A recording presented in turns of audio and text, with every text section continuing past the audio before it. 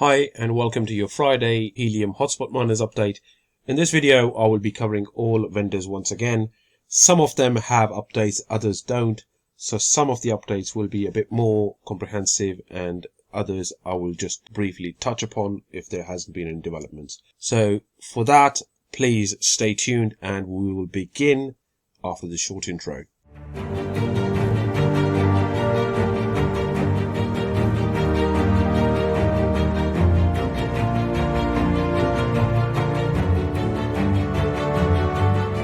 Hey everyone, Crypto Layman here. Thank you very much for tuning in and welcome to the channel. If you are new around here, I'll wholeheartedly welcome you to our little community. Let's now dive straight into our updates and see what has been happening. So the first vendor we shall look at is going to be CalChip Connect and their Rack version 2 devices. They used to do an update on every Wednesday. However, they have, for some strange reason, stopped posting these updates.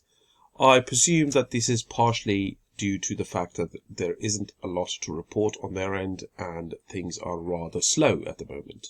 This update has been sent via email, so if you have an existing order with them, you probably received this email as well. Let's just quickly look at what they are saying.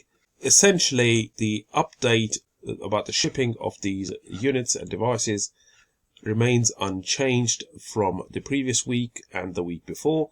They are still shipping the EUCA batch for the North American frequencies and the NumBat batch is currently still being shipped for the European frequencies.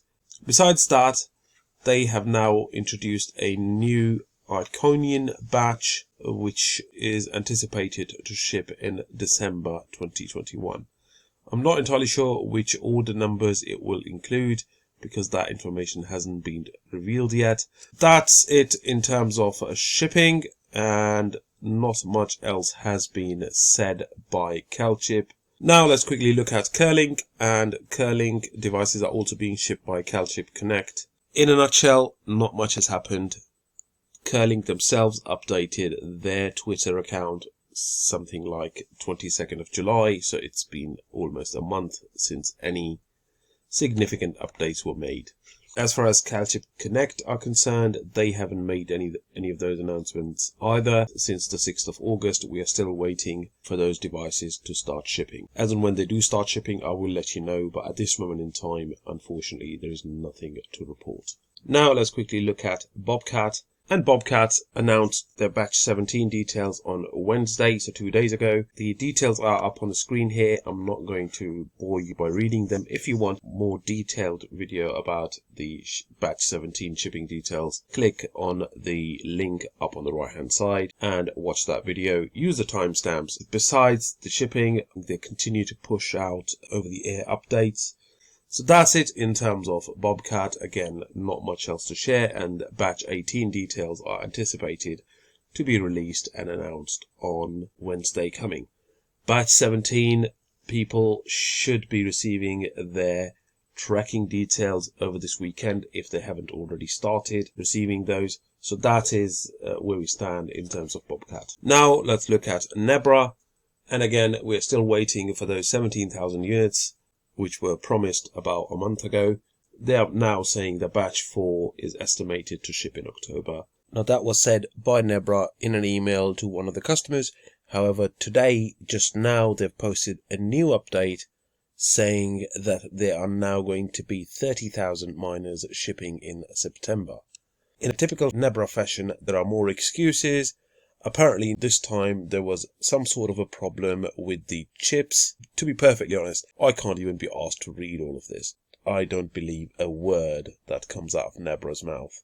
So none of that really means anything at all. Let's now look at Syncrobit. Unfortunately, Syncrobit have not updated anything since the 19th of August. So unfortunately there isn't much to report. Again, we are still waiting for these items to ship and the teams are apparently working flat out to get these orders out and fulfilled. For EU shipments, again, larger batches are on the way to their warehouse. Unfortunately, not a great deal of detail for me to dissect here, So we'll have to leave it at that and hope that these batches will start arriving soon. When it comes to SP North America, who happen to be a distributor for Syncrobit, again, they are directly affected by what Syncrobit are doing in terms of production and shipping those devices from China to the warehouse.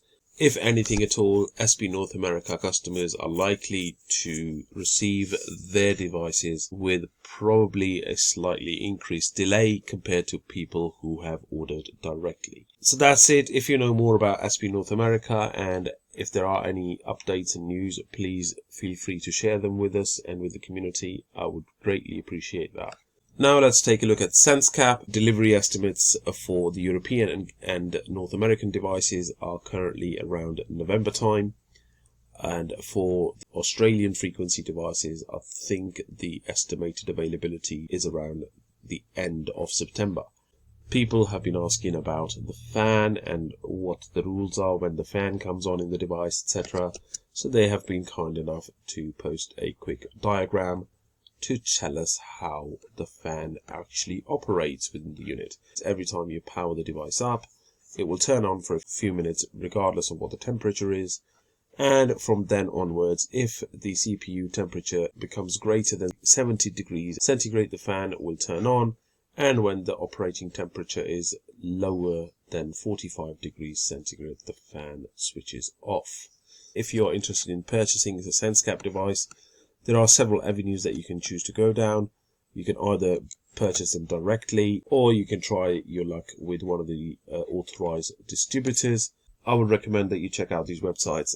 So LongAP, again, have been working on improving the devices they already have sold, which are the LongAP 1 devices, and there is not a word about the LongAP Pro or LongAP Lite. Not entirely sure what's happening with those. No further updates have been given by the LongAP team that I have seen. That's pretty much it.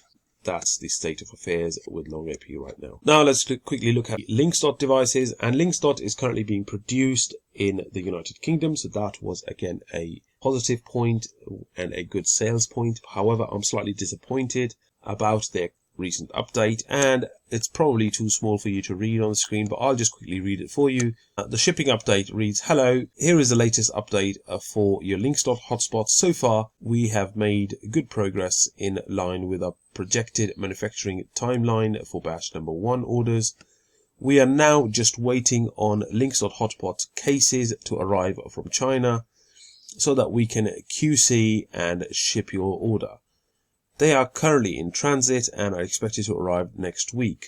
We still aim to begin shipping this month, and units will be sent out as they are produced. To manage your expectations, we expect this batch to be shipped no later than Wednesday the 15th of September. Please keep an eye out on your email for tracking details."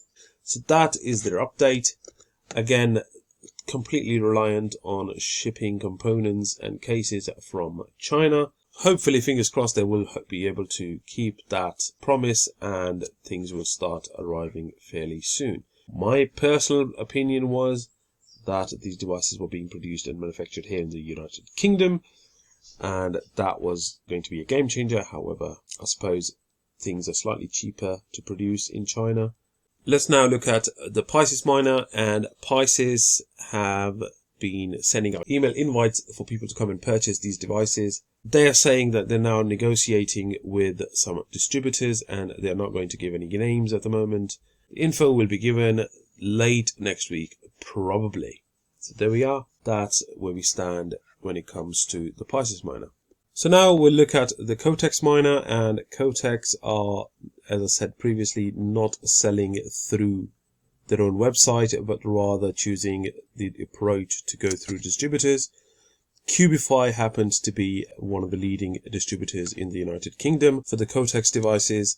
Then you have other vendors or distributors such as FastMiners.io, and now recently we have Shopham BV join the CoTX mining list. So that's it for CoTX, and that's also it for your update.